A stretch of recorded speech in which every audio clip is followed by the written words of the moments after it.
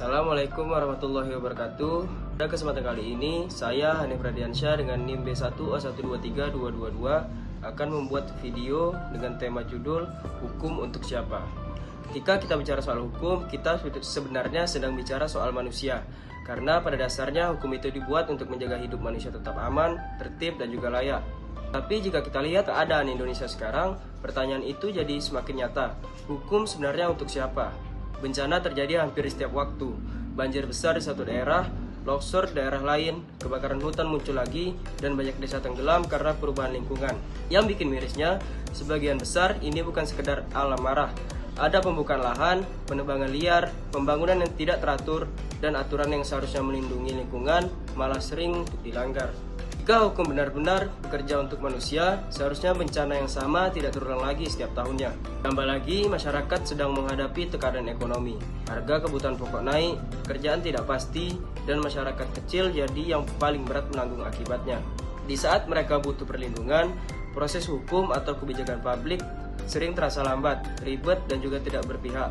Belum lagi masalah sosial semakin nyata, seperti konflik lahan, kesehatan lingkungan yang menurun, polusi udara, kejahatan digital yang meningkat, kekerasan di ruang publik, sampai kasus-kasus viral yang bikin orang bertanya, hukum kayaknya beda ya ke setiap orang. Ada yang cepat diproses dan juga ada yang seperti lenyap hilang begitu saja. Padahal tujuan hukum itu sederhana, jangan biarkan yang lemah dirugikan oleh yang kuat. Tapi realitas hari ini justru sering berbanding terbalik. Yang lemah justru jadi pihak yang paling sering terkena dampaknya, paling sering disalahkan dan paling jarang untuk dibela. Semua situasi ini, itu bencana alam, kondisi ekonomi, masalah lingkungan, kasus sosial, dan juga ketimpangan perlakuan hukum, sebenarnya mengarah ke satu pertanyaan yang makin keras untuk kita dengar. Apakah hukum masih bekerja untuk manusia, atau manusia yang terus dipaksa beradaptasi dengan hukum yang tak lagi peka terhadap kenyataan hidupnya? Karena kalau hukum benar memang diperuntukkan untuk manusia, seharusnya ia hadir lebih dulu sebelum bencana datang. Ia melindungi yang lemah, ia menyelesaikan masalah, dan ia membuat hidup manusia lebih aman serta bermartabat. Dan sampai semua itu benar-benar terwujud, pertanyaan tentang hukum untuk siapa akan terus menggantung dalam kehidupan kita sehari-hari. Semua situasi ini, yaitu bencana alam, kondisi ekonomi, masalah lingkungan, kasus sosial, dan ketimpangan perlakuan hukum, sebenarnya mengarah ke satu pertanyaan yang makin keras untuk kita dengar. Apakah hukum masih bekerja untuk manusia, atau manusia yang terus dipaksa beradaptasi dengan hukum yang tak lagi peka terhadap kenyataan hidupnya?